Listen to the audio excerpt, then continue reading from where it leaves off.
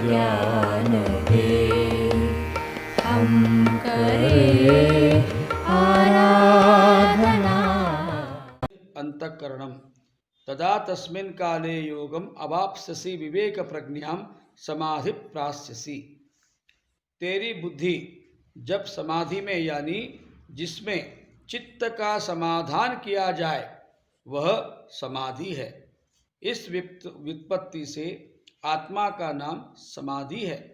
उसमें अचल और दृढ़ स्थिर हो जाएगी, यानी विक्षेप रूप चलने से और विकल्प से रहित होकर स्थिर हो जाएगी। तब तू योग को प्राप्त होगा, अर्थात विवेक जनित बुद्धि रूप समाधि निष्ठा को पावेगा। भाई समाधी याने आपण म्हणतो की हा समाधीत आहे, गुरु समाधीत आहे, हा योग करतो, हा हम कहते हैं यह गुरु महाराज समाधि में है। तो जरूरी नहीं है कि हम आसन में हो, हमारा ध्यान लगा हुआ है और समाधि में है, वही एक समाधि नहीं है। जब चित्त समाहित हो जाता है, चित्त के सामने एक ही एक धारणा रहती है, शांत चित्त होता है, वह भी समाधिस्थ कहा जाता है।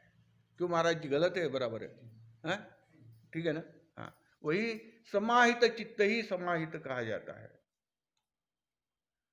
आमचं चित्त शांत झालं तीच समाधि है।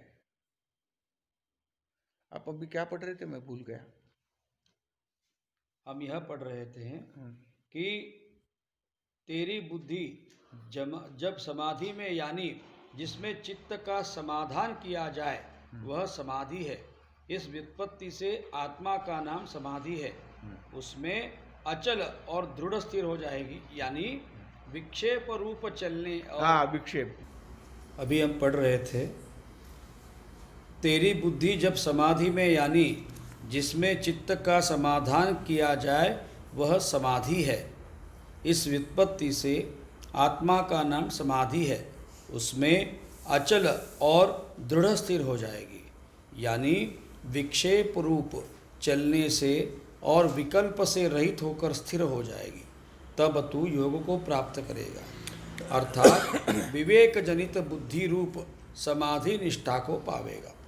जो चित्तवृत्ति निरोध से यानी ध्यान योग से प्राप्त होती है वही केवल समाधि है, ऐसा नहीं। समझ गए आप क्या? समाधि कहने से जो हमारे सामने वो आ जाता है कि योगी महाराज बैठे हुए हैं, पद्मासन लगाए या वज्रासन लगाए हुए और आंखें बंद कर लिए, ध्यान कर लिया और फिर समाधि लग गई, वही समाधि नहीं है। फिर शंकराचार्य कौन सी समाधि बता रहे भाई? आत्मा में अचल रूप से बुद्धि की स्थिरता ही समाधि है। आत्मा में चित्त लगा हुआ है, और अभी मैंने बताया कि जब ये छोटे छोटे पाइप बंद हो जाते हैं तब जो बड़ा पाइप है कंसंट्रेशन हो जाता है, वो चित्त आत्मा में लग जाता है। आपके अगर सद्गुरु है, सत्य गुरु है, जैसे आपने वर्णन किया अभी, तो सद्गुरु के साथ अगर आप रहे तो फिर कुछ करने की जरूरत ही नहीं, खुद ब खुद चित्त जो है आत्मा में लग जाता है आपका। हाँ, आत्मा में अचल रूप से बुद्धि की स्थिरता ही समाधि है। चाहे वह व्यक्ति घूमता फिरता रहे या कोई कर्म करता रहे, क्योंकि आत्मक्रीड बुद्धि को ही समाधान कहते हैं। हम उस पे दूसरा शब्द क्या, उसको क्या बोलते हैं? आत्मक्रीड दूसरा शब्द उसको है, उसको सहज समाधि बोलते हैं। समाधि। इस सहज समाधि में जो भी जिसको ब्रह्म बुद्धि प्राप्त हुई है,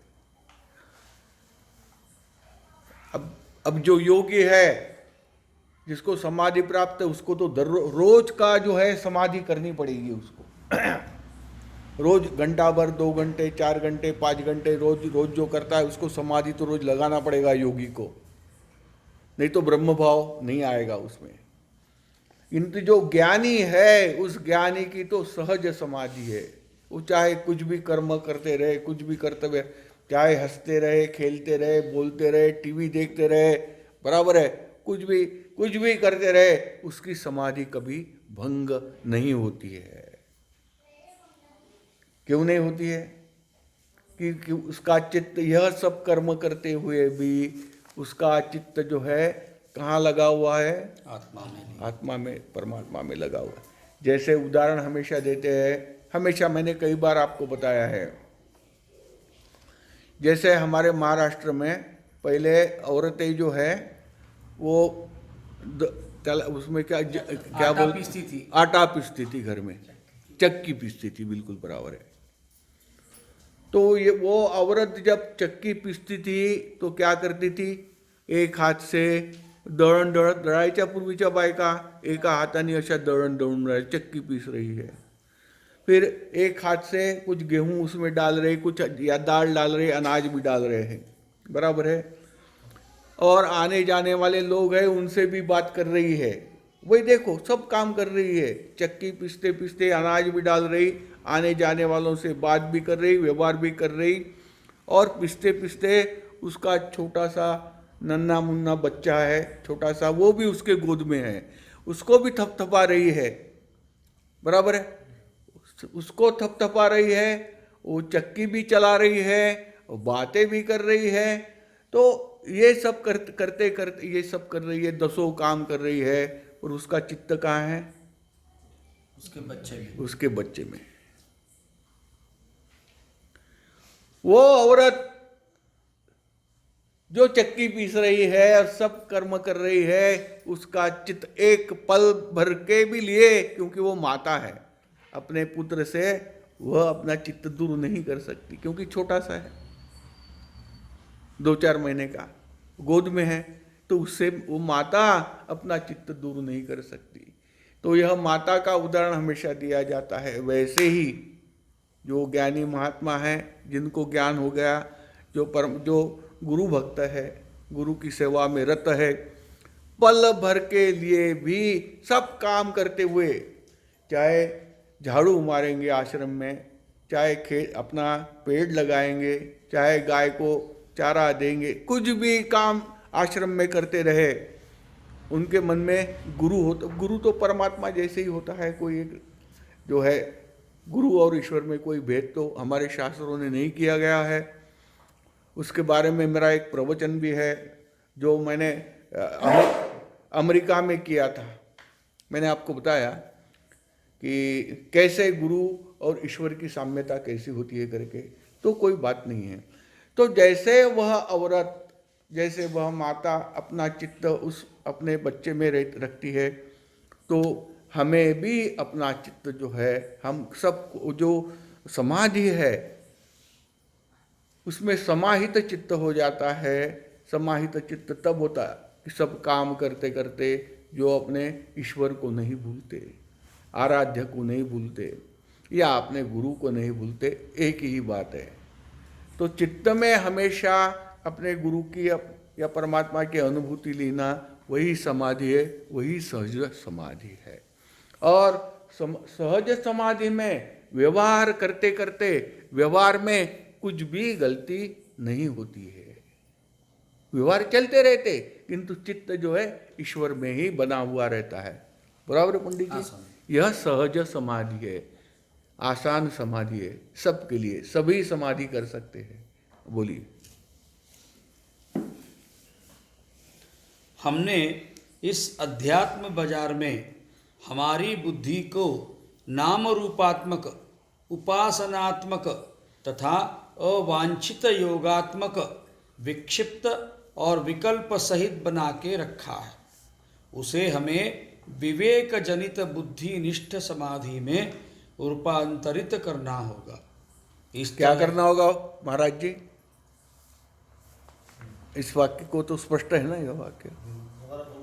हाँ बोलिए ना दोबारा, आप बताइए फिर से। यह कहा कि हमने इस अध्यात्म बाजार में हमारी बुद्धि को नाम रूपात्मक, उपासनात्मक तथा अवांछित योगात्मक, विक्षिप्त और विकल्प सहित बना के रखा है, उसे हमें विवेक जनित बुद्धिनिष्ठ समाधि में रूपांतरित करना होगा। आसान है ना? हाँ। तो हमें किस बुद्धि की आवश्यकता है? जो विवेक जनित है, जो हमारी बुद्धि विवेक से निर्माण हुई है। आज सुबह हमने विवेक समझा, आत्मा अनात्म विवेक हमने आज सुबह देखा, उसके ऊपर चर्चा की हमने। नित्यानित्य विवेक हमने देखा।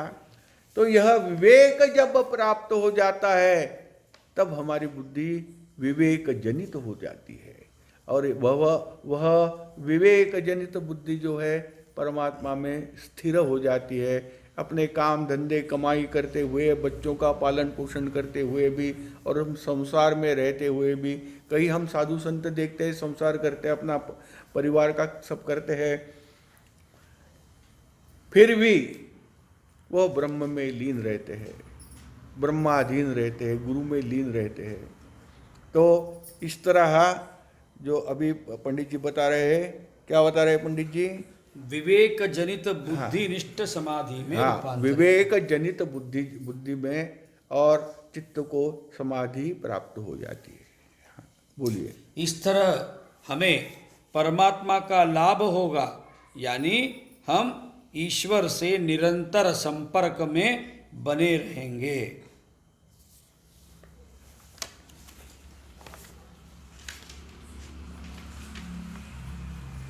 स्थित प्रज्ञस्य का भाषा समाधिस्तस्य केशव, चितदिह किं प्रभाषेत किमासीत व्रजेत किम।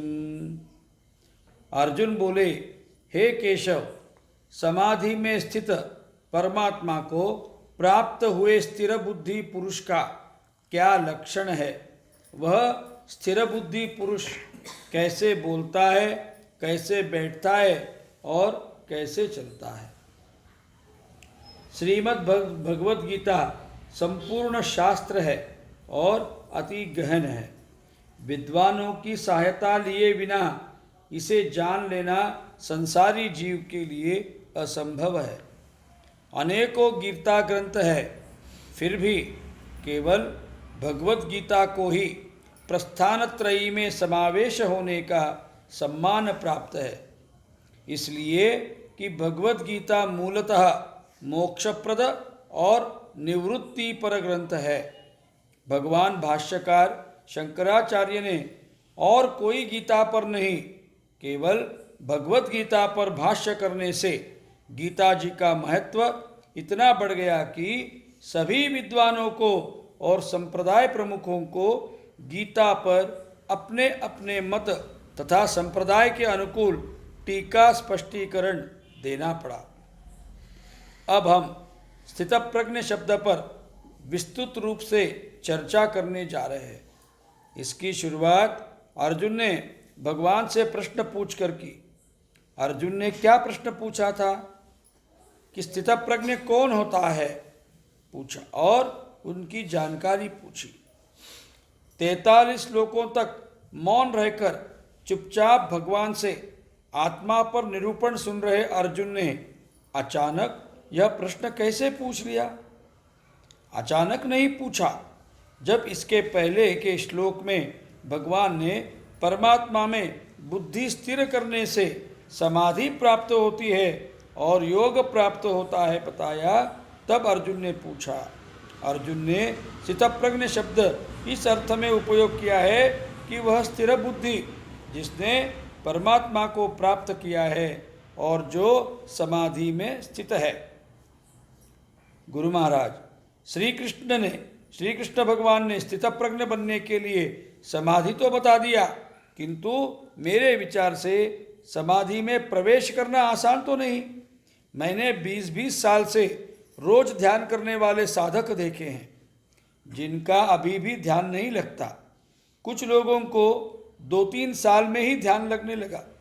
योग समाधि बिना बुद्धि परमात्मा में स्थिर नहीं हो सकती क्या महाराज? नहीं नहीं, ऐसी बात नहीं है। गीता जी का यह स्थितप्रज्ञ शब्द बड़ा ही गूढ़ है।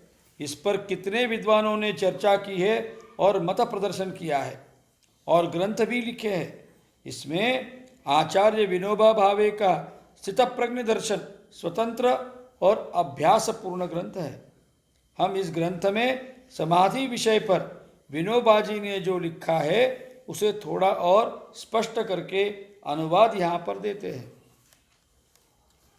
पतंजलि योग शास्त्र और ध्यान योग का सर्वत्र प्रचार और प्रसिद्धि के कारण इस श्लोक में जो भगवान ने समाधि शब्द का प्रयोग किया है, इसका अर्थ ध्यान समाधि यही सर्वत्र रूढ़ होते देखा जाता है। किंतु ध्यान समाधि स्वयं पातंजल ऋषि ने भी अंतिम साध्य या स्थिति नहीं मानी है। पतंजल सूत्र का यह एक सुव्यवस्थित तथा अनुभव का शास्त्र है। शास्त्र के कुल 195 सूत्रों में से पहले 3 सूत्र सारभूत है। ब्रह्म सूत्र में जैसी चतुस्सूत्री है वैसे ही योग में त्रिसूत्री है। अथ योगानुशासनम योगश्चित्तवृत्ति निरोधः तदा द्रष्टु स्वरूपे स्थानम। इन 3 सूत्रों में ही योग शास्त्र का तत्वज्ञान समाप्त होता है। किंतु इन तीनों सूत्रों में तो समाधि का नाम तक नहीं है। जो प्राप्तव्य है वह योग ही है, समाधि नहीं। और चित्तवृत्ति निरोध उसकी व्याख्या है। समाधि यानी ध्यान समाधि, यह भी एक वृत्ति है। उसका उपयोग वृत्ति निरोध रूप योग की प्राप्ति के लिए है और एक साधन के तौर पर पातंजल ऋषि ने समाधि की योजना की है।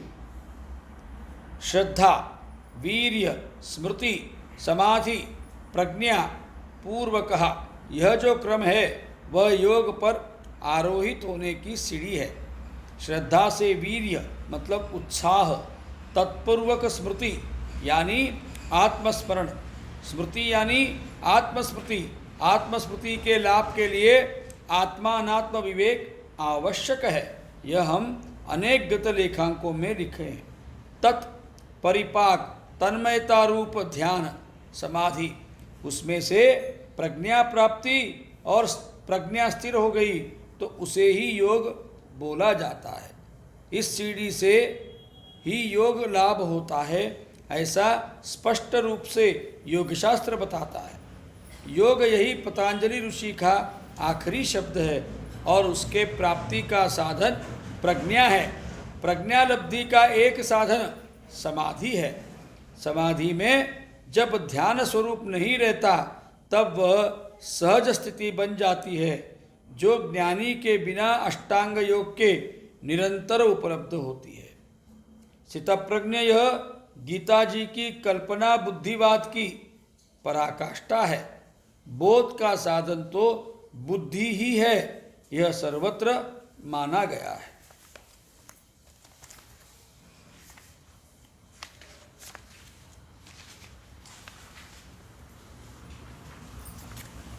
स्थितप्रज्ञ इसी शब्द पे इसके बाद का लेखांक भी है। श्री गीता जी की स्थितप्रज्ञ यह कल्पना बुद्धिवाद की पराकाष्ठा है। सर्वत्र बुद्धि को ही बोध का सीधा साधन माना गया है। बिना बोध के अंतिम योग तक साध्य पहुंचना असंभव होने से बोध ही योग है। बोध ही योग है। इस शॉर्ट में बताता हूँ कि जब समाधि की बात भगवान श्री कृष्ण ने की तब अर्जुन ने यह प्रश्न भगवान को पूछा, स्थितप्रज्ञस्य का भाषा समाधिस्थस्य केशवा। हे भगवान, यह स्थितप्रज्ञ क्या होता है, उसकी क्या परिभाषा है, हम कैसे कहें कोई स्थितप्रज्ञ है करके। और जो स्थित प्रज्ञ, स्थित बोले तो स्थिर हो गई जिसकी, प्रज्ञा बोले तो बुद्धी, प्रज्ञा म्हणजे बुद्धी, ज्याची बुद्धी स्थिर झालेली आहे, जिसकी बुद्धी स्थिर हो गई वो स्थित प्रज्ञ। तो जिसकी बुद्धि स्थिर हो गई हम किसको बोल सकते हैं? ऐसा प्रश्न किसने किया? अर्जुन ने किया है। और उसका वर्णन अभी आगे मेरे को लगता 45 से लेके आखिरी तक जो है यही बता रहे हैं भगवान। एक तो स्थित प्रज्ञ की व्याख्या की है और 55वें श्लोक के बाद में भगवान ने जो है यह बताया कि यह स्थित प्रज्ञता कैसे प्राप्त हो जाती है। स्थित प्रज्ञ की व्याख्या की गई हुई, आत्मन्नेव आत्मनः तुष्टा, यह व्याख्या की गई हुई है। तो यह भगवान ने, यह अर्जुन ने प्रश्न पूछा, हे भगवान स्थिर बुद्धि कैसी होती है? मेरी भी प्रज्ञा या मेरी भी बुद्धि स्थिर कैसे हो जाएगी? तो क्या कहते हैं भगवान? भगवान यह कहते हैं कि किसी भी साधना मार्ग का अवलंब किया हो फिर भी अंत में बोध से ही बुद्धि की अस्थिरता, बोध से बुद्धि की अस्थिरता नष्ट होती। अंडरलाइन कर लीजिए कोई अगर लिखता होगा तो। बुद्धि की अस्थिरता चित्त वृत्ति निरोध से नहीं, बोध के बिना नहीं होती। बोध से आमचं डोकं जे अशांत राहते की नाही, सारखं विचार सारखे टेन्शन, अस्थिर बुद्धि राहते आमची, हमारी बुद्धि अस्थिर होती है। तो ये स्थिर कैसी होगी? तो यहाँ श्री कृष्ण भगवान ने बताया कि बोध के बिना स्थिर नहीं हो सकती। चाहे आप योग कर लीजिए, योग से क्या मिलने वाला? समाधि, और कुछ नहीं है योग से। योग से क्या मिलेगा? तो समाधि में थोड़ी देर तो शांत हो गया मन, फिर उत्थान होने के बाद जैसे के वैसे फिर चिंता है, फिर सोचने लगेगा। तो जब तक बोध नहीं होता तब तक बुद्धि शांत नहीं होती, प्रज्ञा स्थिर नहीं होती। मेरे गुरु महाराज खप्ती महाराज ने लिखा हुआ है, क्या लिखा हुआ है हमारा? गुरु विना निज पद कधी न च पावे। आमच्या खप्ती बाबाचे यांना माहिती आहे का? हो आहे ना भजन, माहिती आहे ना तुम्हाला? खप्ती बाबाचे भजन माहिती आहे ना? हाँ अच्छा, हाँ हे पण एक भजन आहे। एक भजन है मेरे महाराज का कि गुरु विण निज पद कधी न च पावे, बोधा विण भटकत फिरावे। ये बोध और कोई नहीं करा दे सकता। हमारे गुरु महाराज कहते हैं कि बोध सिर्फ गुरु ही करा दे सकते हैं, और कहीं से बोध की प्राप्ति नहीं। कितना पढ़ लीजिए, कितना मंत्र जप कर लीजिए, कितनी तीर्थ यात्रा कर लीजिए, पर जब तक गुरु बोध नहीं करा देता तब तक बुद्धि स्थिर हो ही नहीं सकती, असंभव है। वही बात श्री कृष्ण भगवान बता रहे हैं कि बोध से ही बुद्धि स्थिर होती है। ये बोध क्या है भाई? क्या होता है बोध? और बोध से बुद्धि कैसे स्थिर होती है? बोध का अर्थ ही ज्ञान होता है। आपण म्हणतो की नाही त्याला, ते यांनी हे केलं, तप केलं, गौतम बुद्धांनी बोधी वृक्षाखाली गेलं की नाही, है ना? तर हा बोध म्हणजे काय? बोध यानी क्या? बोध यानी ही ज्ञान होता है, जो गुरु से प्राप्त होता है, उसका और कोई स्रोत नहीं होता। बराबर है? शास्त्र से बोध होता है वो अलग है, और गुरु से जो बोध होता है उसी से ज्ञान होता है। तो बोध कराने वाला कौन है? गुरु है।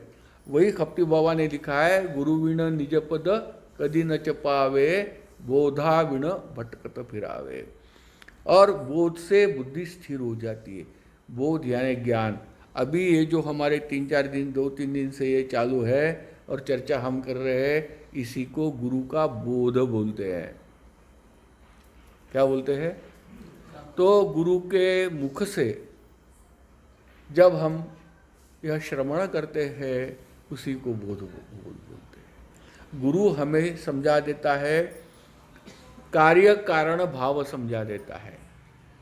कार्य क्या है, कारण क्या है, यह सब समझा देता है। कारण बोले तो परमात्मा, कार्य बोले तो सृष्टि। कल हमने वह विषय लिया था, माया और ब्रह्म लिया था ना कल। और क्या क्या था, हमने क्या क्या बोला अद्वैत कल? हाँ, पुरुष और प्रकृति, हाँ, शिव और शक्ति, बराबर है ना। तो ये सब बोध जो है कौन करता है? हमें गुरु करा देता है। गुरु के बिना बोध नहीं होता। और यह बोध होने के बाद ही बुद्धि हमारी स्थिर हो जाती है। बोध से ही बुद्धि स्थिर होती है, ऐसा भगवान बता रहे। बराबर है पंडित? हाँ, बोलो।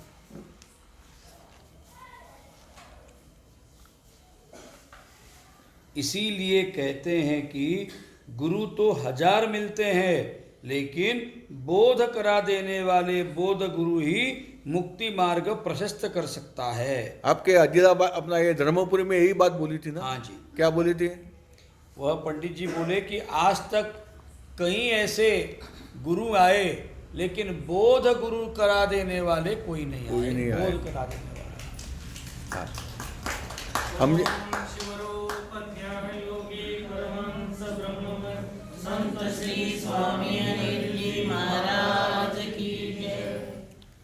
जब मैंने कर्म विषय प्रश्न उनको पूछा पंडितों की सभा में, ब्राह्मणों की सभा में, तो उसका उत्तर कोई नहीं दे सका।